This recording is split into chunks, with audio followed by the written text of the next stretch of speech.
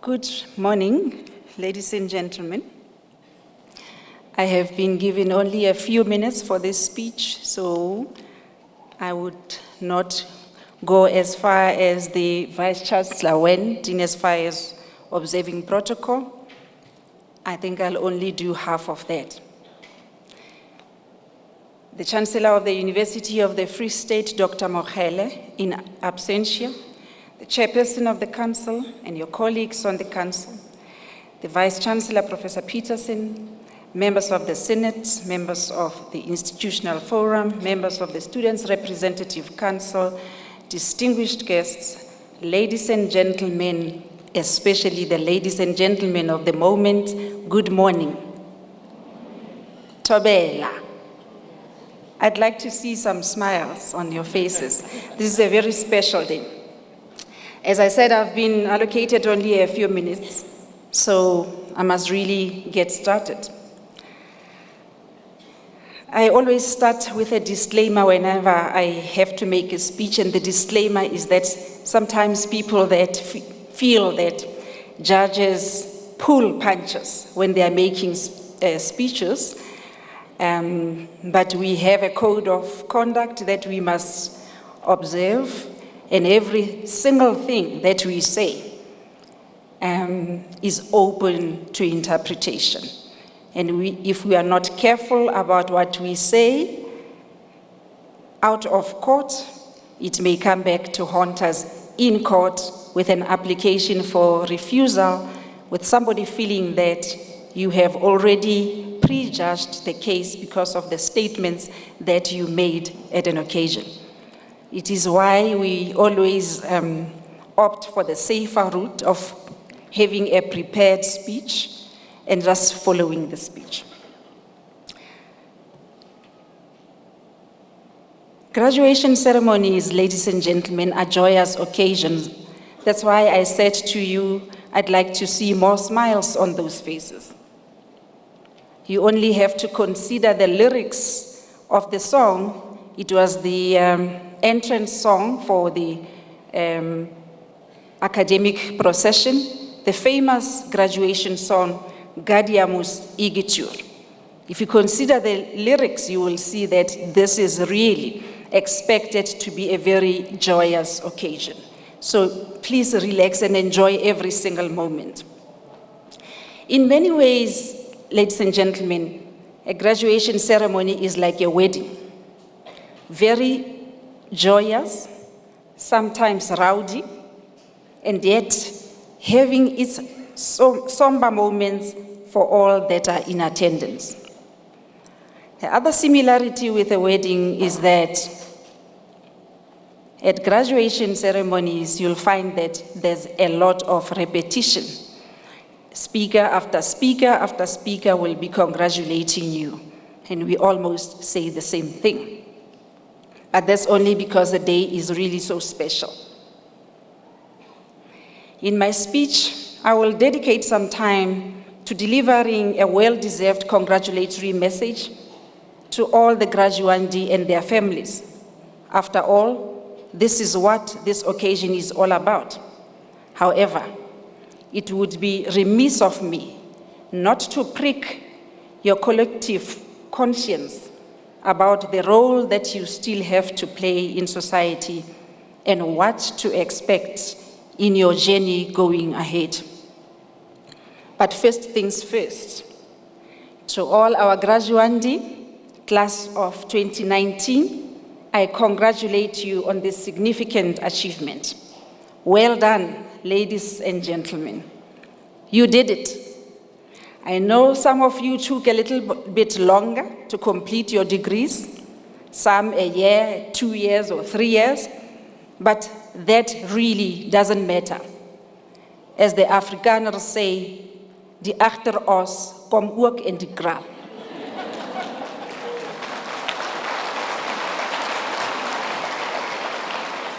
So in the bigger scheme of things, that 1 or 2 or 3 years really means nothing. What matters most is that you made it against all odds And here you are today looking gorgeous in your outfits. You have earned the right to wallow in self-congratulations. So at this moment, I would like you to take a moment to give yourselves a warm, big round of applause.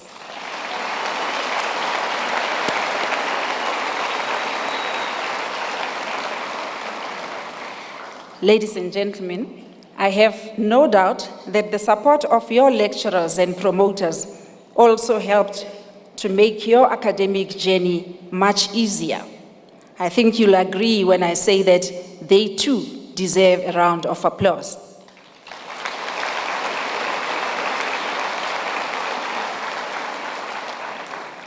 Class of 2019, I have no doubt in my mind that many of you had many setbacks in your academic journey. Challenges come in many forms.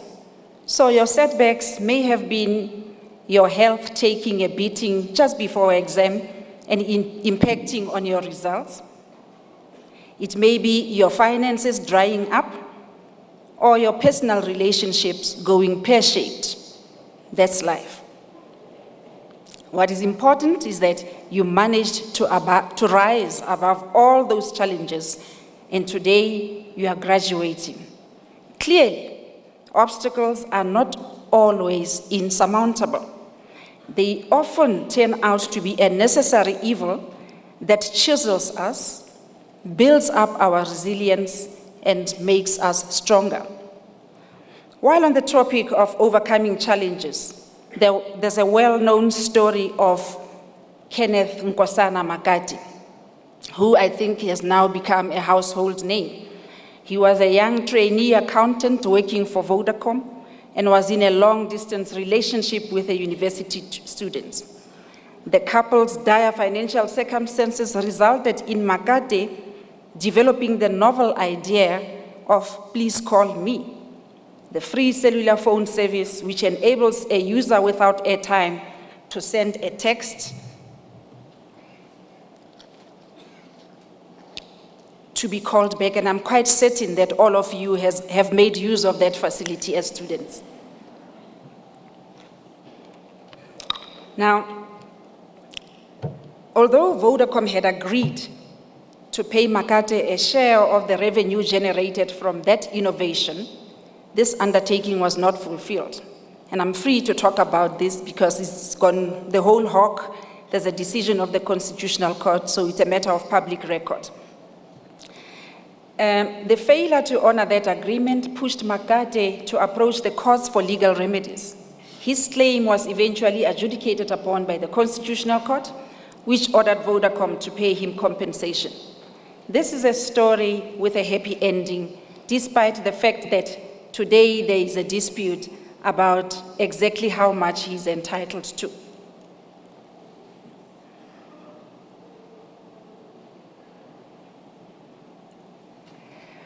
This university has imparted to you knowledge and scholarship which are in keeping with international standards of academic quality. And the Vice Rector has already alluded to this.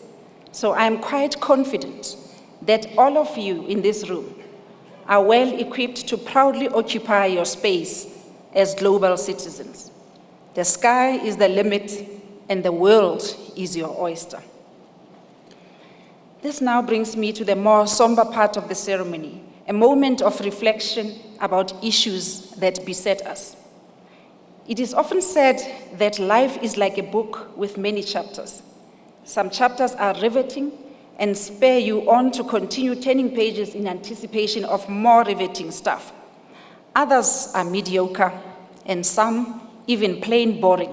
But still, you have to continue turning the pages in the hope that the story might get more interesting. Such is life, ladies and gentlemen. It is a journey with many uphills and downhills, and still we have to traverse the entire territory in order to complete the journey and fulfill our purpose. Your life story, graduandi, continues beyond this graduation ceremony, and you are the one, each one of you is writing your own book. Please make it interesting. I believe that most of you this year were full-time students, dependent on your parents, relatives, or friends for support. Their support somehow insulated you from some of the harsh realities of life. I think this is an appropriate moment at which I must pause a bit to ask you to acknowledge your parents-in-law, grandparents, aunts, uncles, siblings, spouses, partners, children, friends, and sponsors who stood by you, shared with you words of encouragement, and helped you to get where you are today by giving them a big warm round of applause.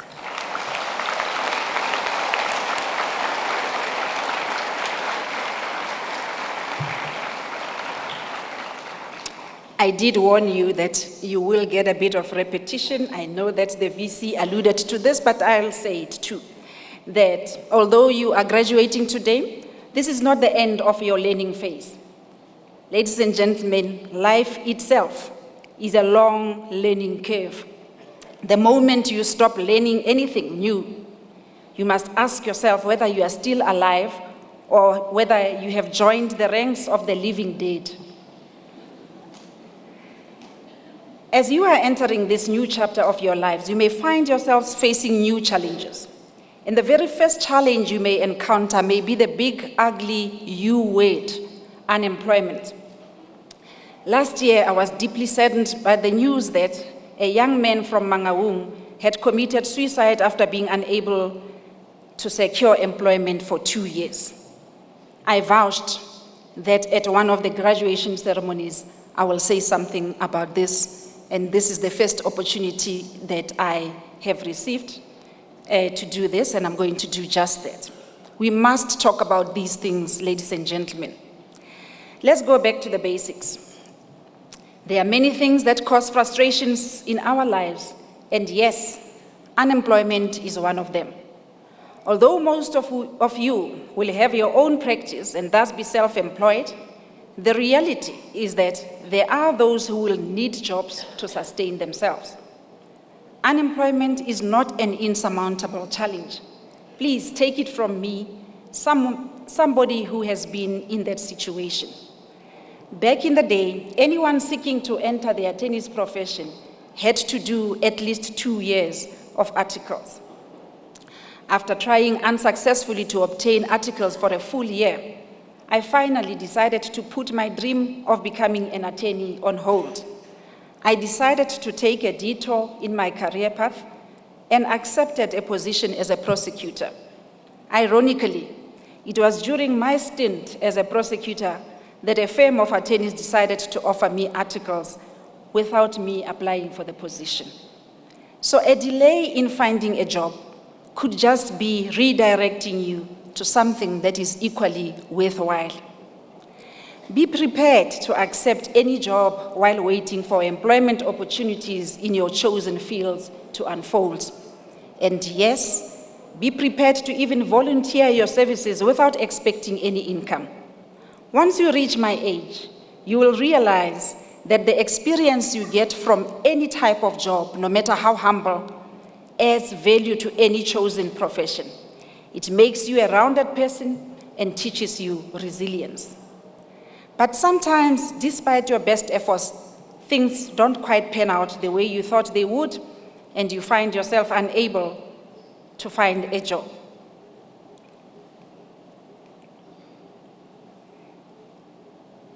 The very fact that we are individuals means that we are not the same. Our stress management capabilities will not be the same.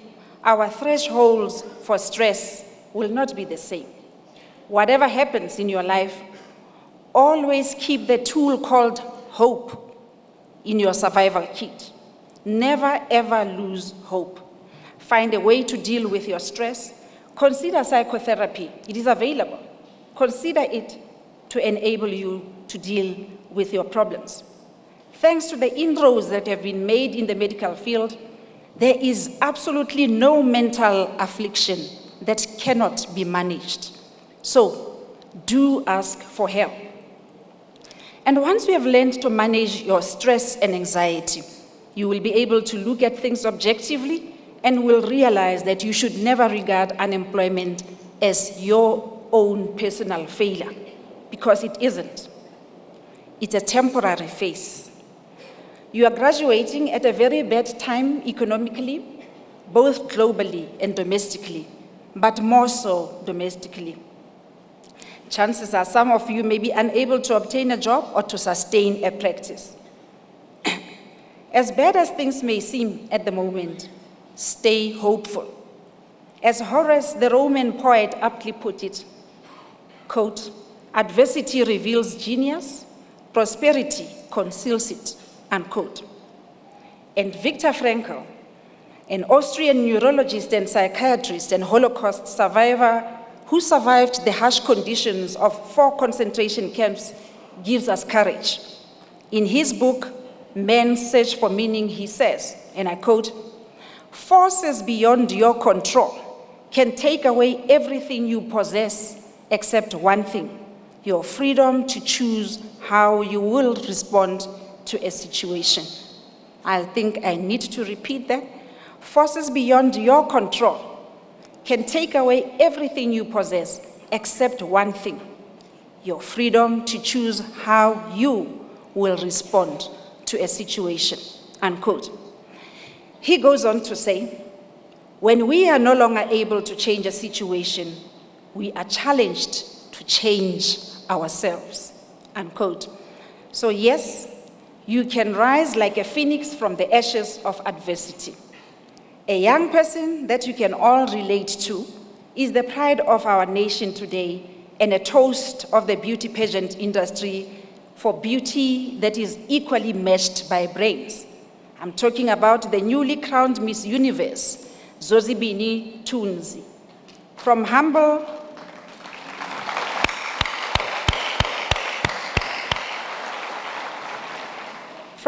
beginnings in the village of Tsolo in the Eastern Cape, I understand that she once had to suspend her studies due to some constraints. This detour did not deter her from pursuing her dreams. She later resumed her studies, and today she is a young leader who is challenging the world to allow women to be given every opportunity to ensure that they can take the space that they deserve in society. Reverting to the challenge that we are currently facing in this beautiful country, I have already alluded to the fact that this university has given you the skills to think critically. You can think independently. Critical questions have to be asked, like, how did we as a nation get where we are today? And more importantly, as critical thinkers, we must ask the question, how do we get ourselves out of the mess we are in? What solutions can we bring to the table? How can we change or influence policy to ensure the equal enjoyment of all the human rights that are entrenched in our Constitution? Everyone, not only the graduandi, not only the academic staff, every single one of us in the room has a role to play. Putting it in colloquial terms, I will say, let us solutionize. We must be active citizens in our democracy, ladies and gentlemen, we have to. Someone may be sitting there wondering, how do I do this? Where do I start? Well, 2 years after graduating, I joined an organization called the Black Lawyers Association, and I never looked back. Joining that organization immediately broadened my horizon. It provided me with an opportunity to be mentored by like-minded people, to interact with like-minded people who were much more senior to me, and they taught me to speak out and to try and find solutions or to contribute to us finding solutions. They taught me to take responsibility as a mentor to those that were newly qualified. If I have to use one word, I got a free lesson of leadership from that organization. So my advice to you is to join organizations within your profession, not only to advocate for your own needs, but for those of others too, especially the underprivileged, the voiceless, the vulnerable. Ladies and gentlemen, no man is an island. You have to interact with other people. Embrace the responsibility that comes with being a leader. I challenge all of you, because all of you are going to emerge from this hall. You entered as graduandi, you will leave the hall as graduates. But not only that, you are going to leave the hall as young leaders. So I challenge all of you to go and plow back to various communities and make a difference in someone's life. Our country, ladies and gentlemen, is in desperate need of intelligent men and women of character to roll up their sleeves, ever conscious that the main thing is to keep the main thing, as Stephen Covey said. While we should all have time for light-hearted moments and humor as the spice of life, you, as young leaders, will have to forget about frivolity for a while, the frivolity that sometimes seems to consume us.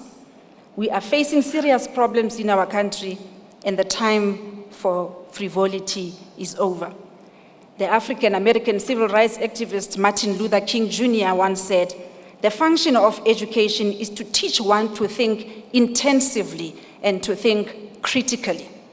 Intelligence and character, that is the goal of true education." Unquote.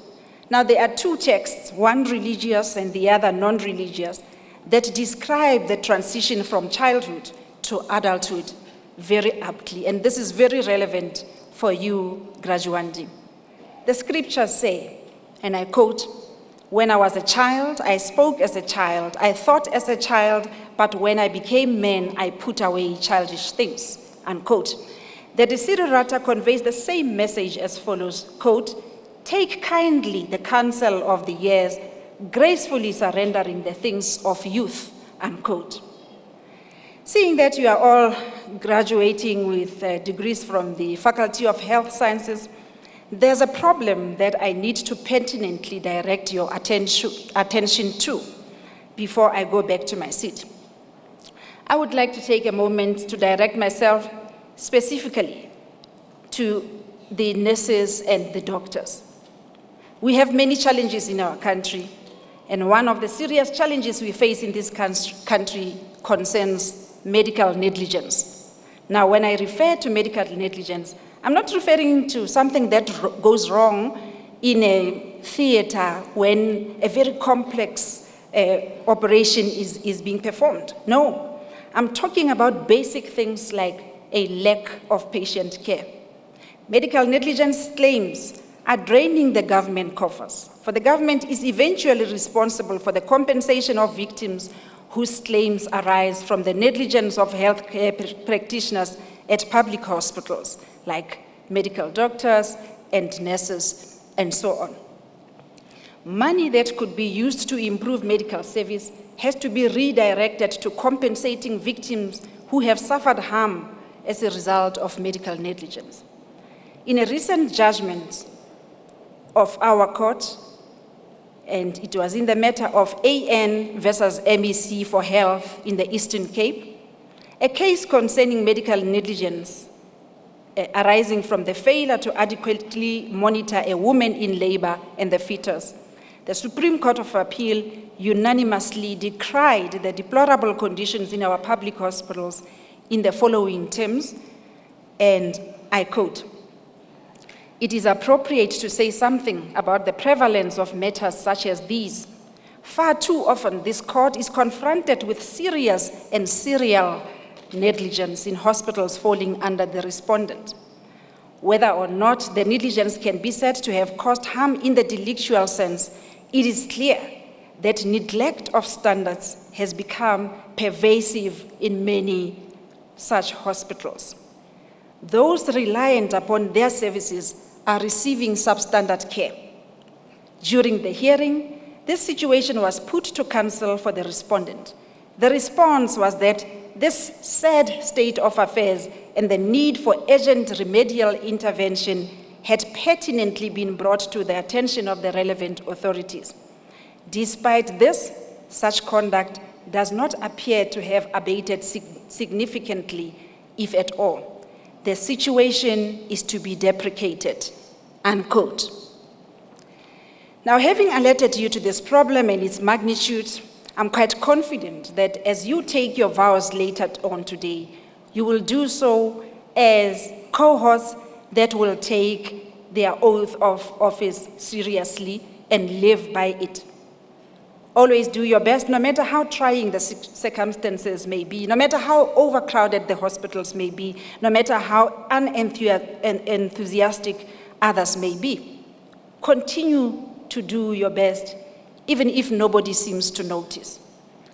Perhaps what will be quite significant to you as graduates who will be joining the medical profession from today is how the alarming escalation of medical negligence claims directly affects your ability to put bread on the table from your hard-earned degrees. Remember that the high number of claims submitted to insurance companies have a ripple effect. The more the claims, the higher the premiums for indemnity insurance.